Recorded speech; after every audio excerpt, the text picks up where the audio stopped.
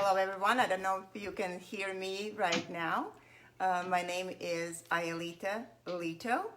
I'm a Feng Shui practitioner here in Northern California, and I see there is somebody is viewing it, which is great. I'm so excited to have this opportunity to share my passion, share who I am, and create the short and practical tips for you to use and apply in the future.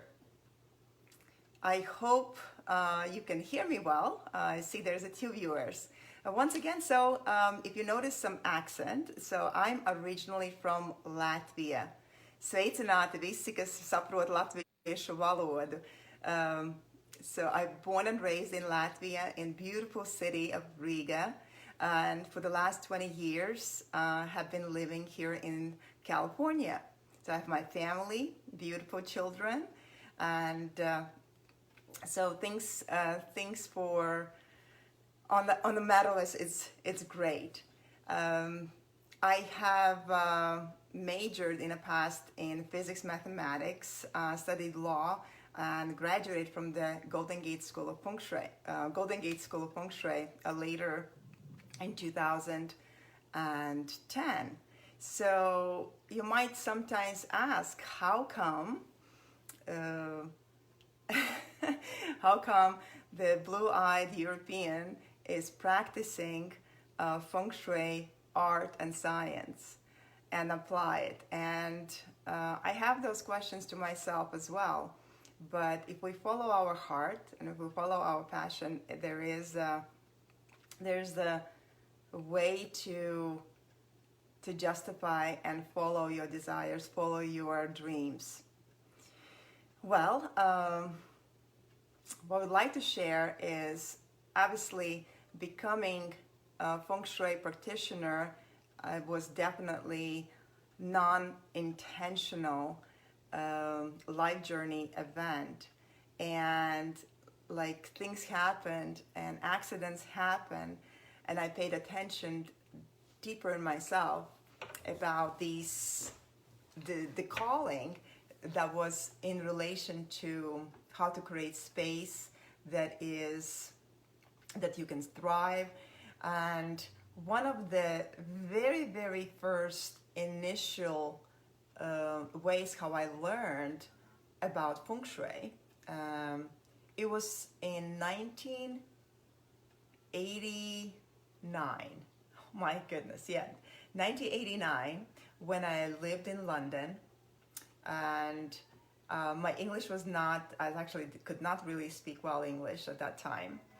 And I came across one of my very first books about Feng Shui.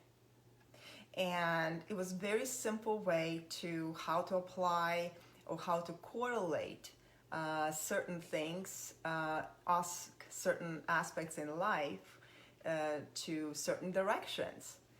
And so I had this opportunity to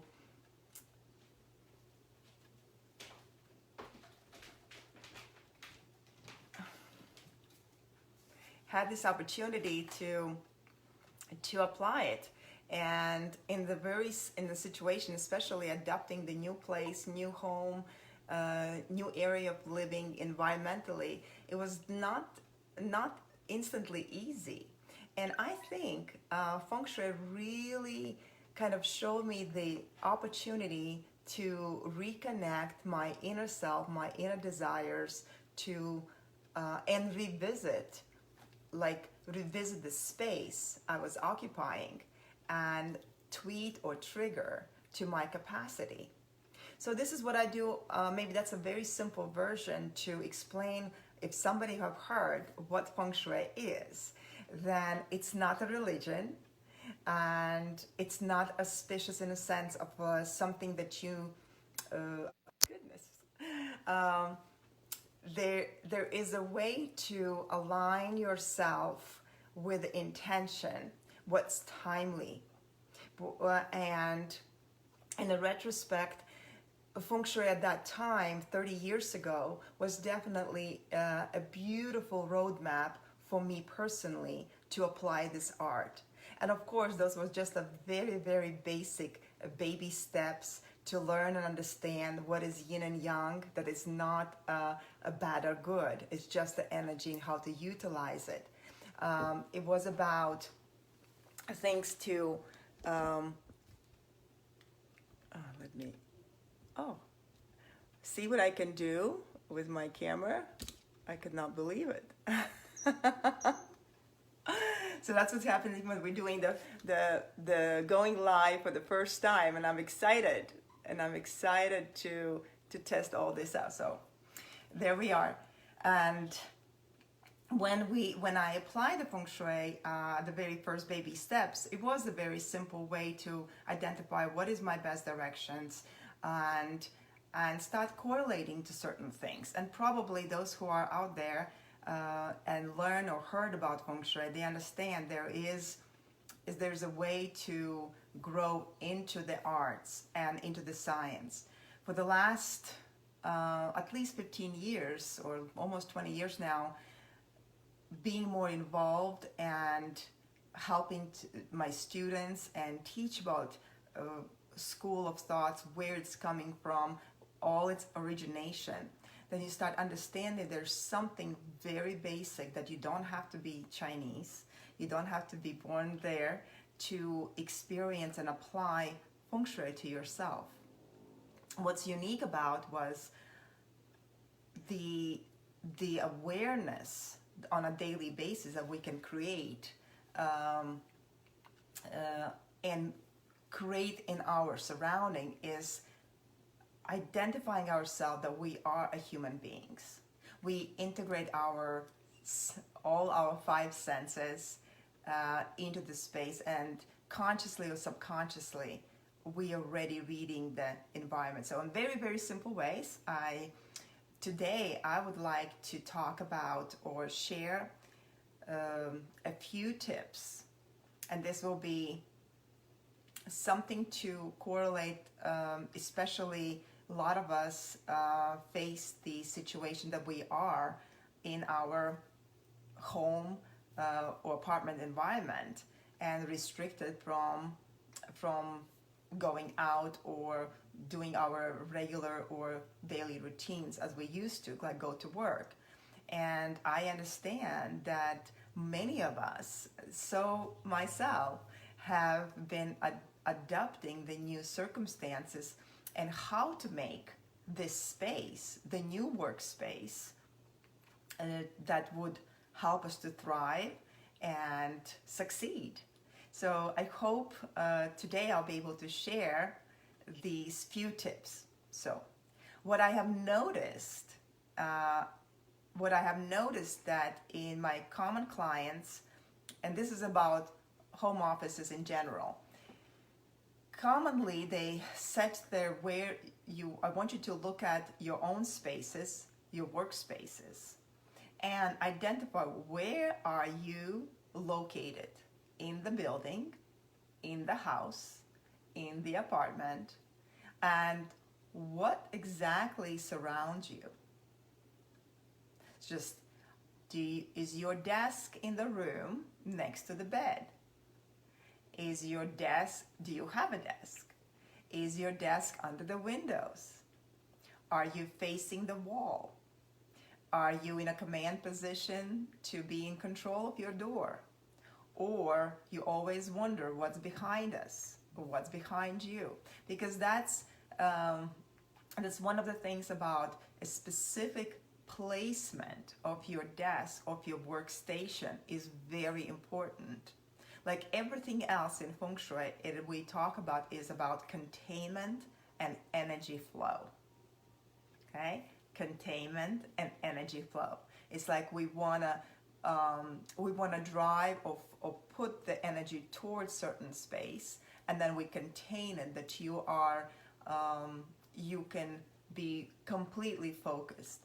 But that containment shouldn't be trapped right in the corner. And these are the very, very common mistakes that people do. I find clients who kind of do saturate themselves right into the wall. And I'll be happy after this presentation I will share in a commentary, I will share, and also on my Facebook page, I'll share some examples to resonate what I'm explaining, okay?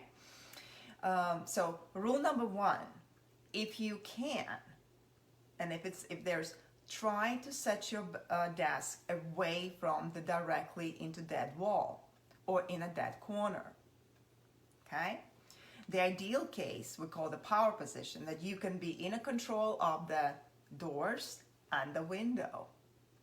So then you basically could greet anyone who comes inside your room, so does you have a natural light. Like at the moment, I am sitting facing south, which is a great direction for me.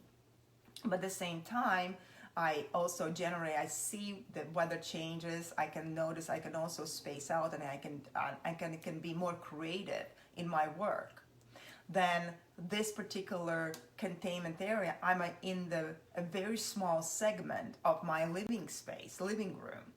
So I'm creating, this is movable, okay? And anytime I'm done with my, let's say, my immediate work, I can remove the containing the wall and get myself again kind of in the living room, a living space environment. And this is for someone who does not have the specific workspace or have to generate something that is a necessity in your living space, okay? The other things, try to declutter the surrounding areas of your desk or space. And like I have a beautiful picture of my mom and myself on the desk. I have my compass, my tool on a desk here as well that I can use, that I can analyze and study, right? So these are just the tools. You situate, you surround yourselves with things that are allowing you to be productive, to stay focused. And these are just very, very basic to it. What else I would like to share today is the common, we've been, in the last 6 weeks, quite a few of us have been conducting business meetings on Zoom or any other virtual, on the virtual devices. And what I have noticed that people do lack some of the setting, how they frame their background, which becomes really, and the rule number one, try to have, first of all, you don't want to have a window behind you, okay?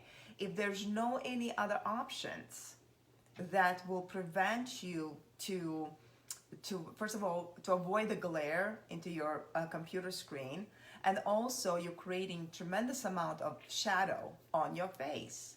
So that will be very good feng shui adjustment if you can either have a solid wall behind you, or you close the window, you block the window from the light, that if there's no any other position to, or maybe shift your seating position, that you can reverse it, that you have a daylight, like in my setting right now, be right in front of you, okay?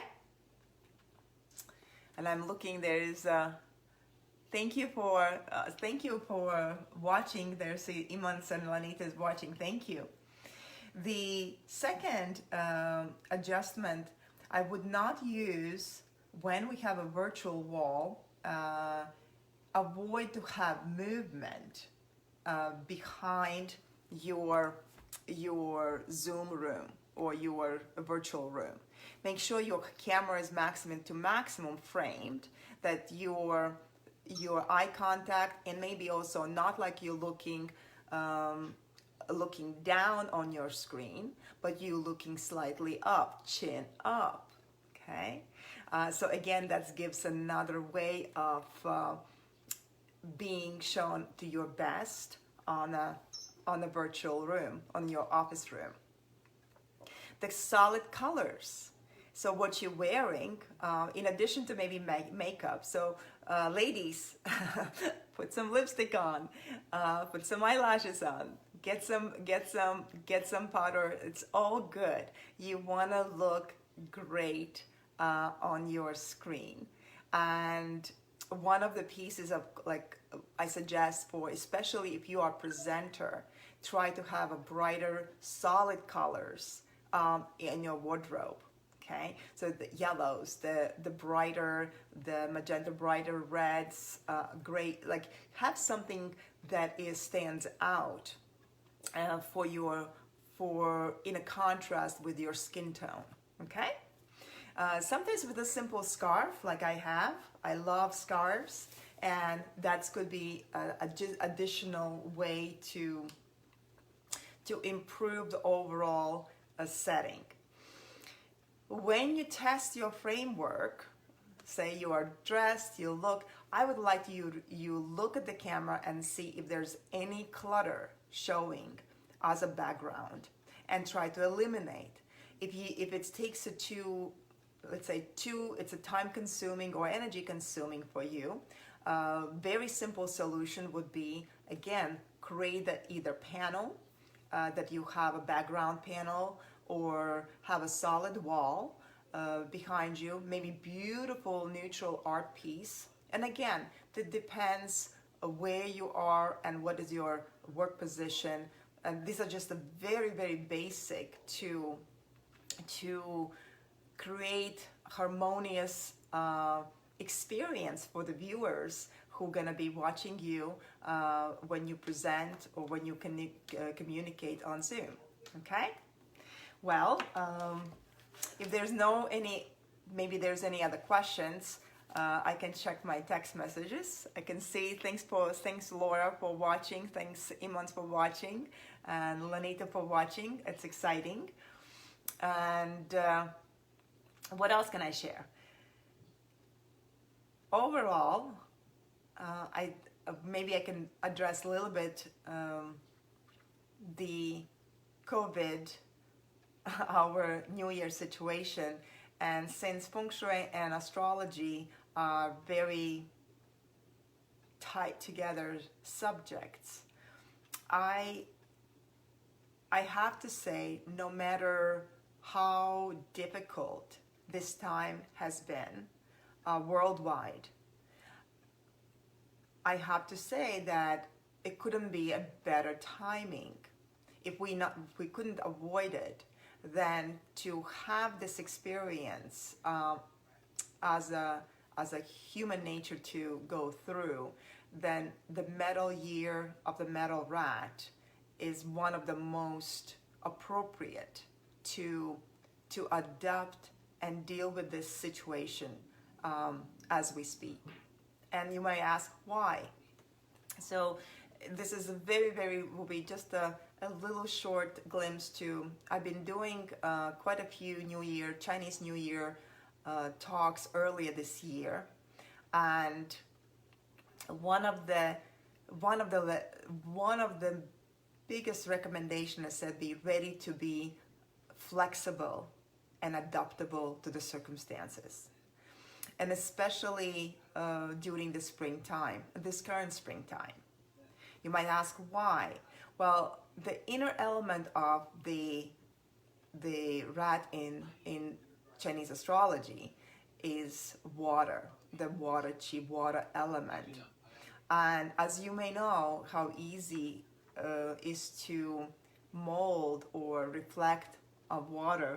Let's say I have my glass of tea, right? I can pour water to any vessel, to any shape, and it adapts.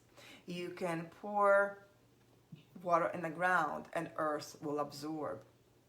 You can add to the rivers and the oceans and rain, and it's water will adjust.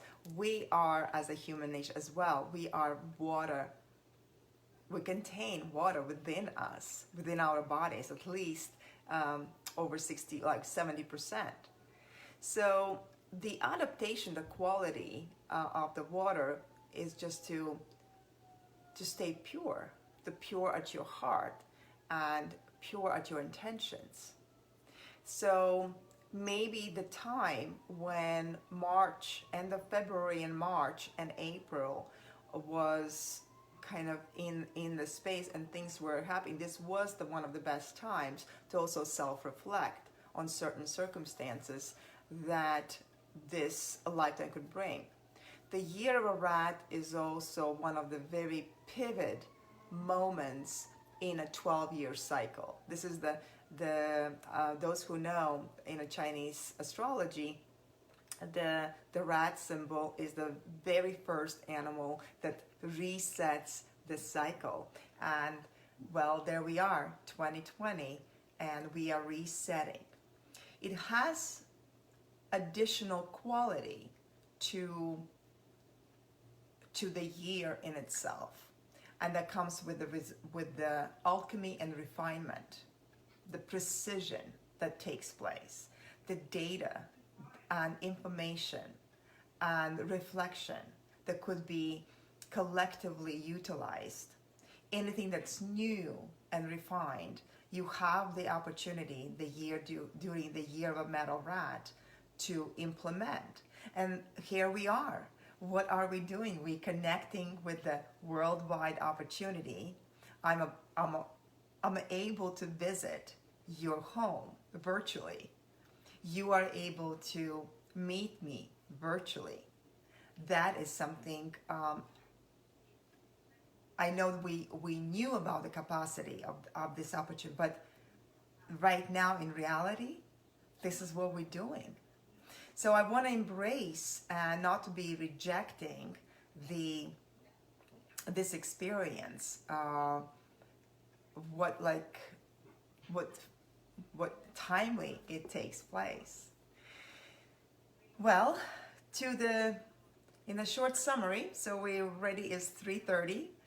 I think this gives just a very short introduction who I am. So once again, my name is Aelita Leto. I'm a Feng Shui practitioner. I also provide the astrology, Z-Way astrology readings, and I'll be happy to, on an ongoing basis, to share stories and client case studies to assist you to pay attention to your environment, to create better space for you to thrive and succeed, be happy, and take this as an opportunity. So I stay healthy. I'm looking forward to our next meeting. And if there's any questions, which I think,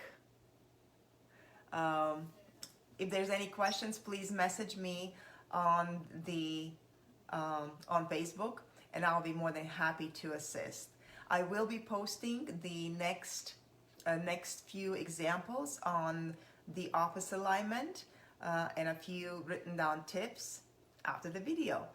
So thank you for watching and have fun. It's still Sunday in California, and looking forward to our next meeting.